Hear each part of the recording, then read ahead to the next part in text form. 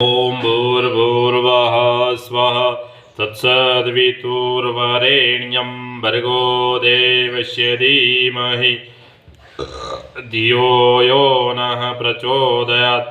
धाता दुधातु नो रैमसिं जगत्पति स नः पुण्येन यच्छतु।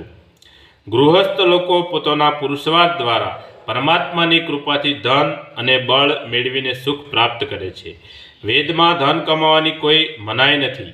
તેમાં ધનની કમાણી ધર્મ અને ન્યાયપૂર્વક કરવાનું કહેવામાં આવે છે। જે માણસ ઉત્તમ માર્ગ ધર્માનુસાર ધનની કમાણી કરે છે, લોભને વશ થઈને અન્યાય અને અધર્મથી બીજાઓનું શોષણ કરે ને બીજાઓનો અધિકાર જૂટવીને કદી ધન ન કમાવાનો વિચાર કરતો નથી, તે જ આદર્શ પુરુષ કહેવાય છે। અગ્નિના પશુથા રાય, હે પ્રભુ, ધનની પ્રાપ્તિ માટે આપ અમોને સન્માર્ગ પર ચલાવો। આ જ પ્રાર્થના તે હંમેશા કરતો રહે છે। અનીતિ અને અન્યાય દ્વારા કમાયેલું ધન આજ્ઞાની જેમ ચમકે છે અને થોડી વાર માટે આપણને ખુશખુશાલ કરી દેશે અને પછી ફરીથી અંધકારનું સામ્રાજ્ય છવાઈ જાય છે।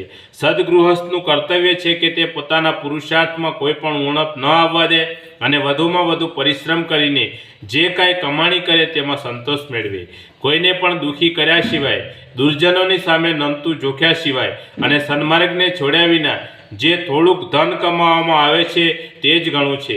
અનીતિથી કમાયેલું ધન આપણા માટે સુખ સગવડોનો ઢગલો ખડકી શકે છે, પરંતુ સાથે જ કુટુંબીજનોને વિલાસી, આળસુ, કામચોર, લોભી, લંપટ અને રોગી પણ બનાવી દે છે। તે ધનથી સુખ ઓછું અને દુઃખ વધુ મળે છે। એની સાથે અનેક પ્રકારના દુર્ગુણો અને વ્યસનો પણ કુટુંબમાં પ્રવેશે છે।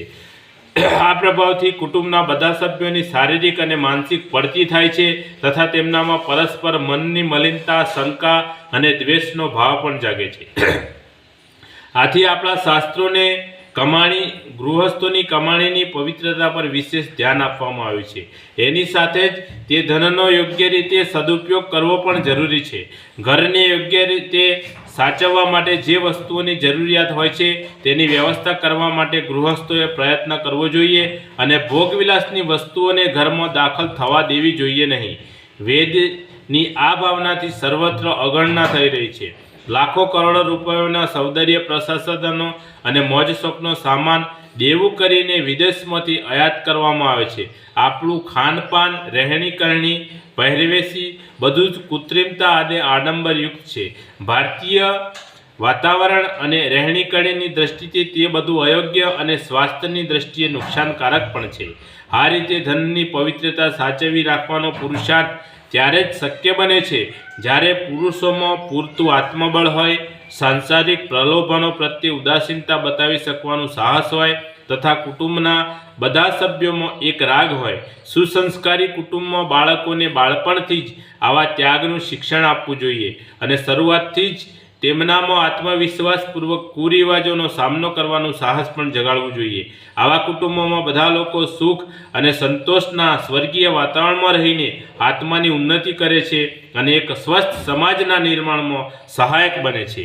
બોલીએ સદગુરુ ભગવાનનો જય। આજ કાનંદનો જય। આદ્ય શક્તિમાં ગાયત્રી માતનો જય। પોતપોતાના માત પિતાનો જય। કુળદેવી માતનો જય। ઓમ ગમ ગણપતે નમઃ। પાર્વતી પતય હર હર મહાદેવ હર।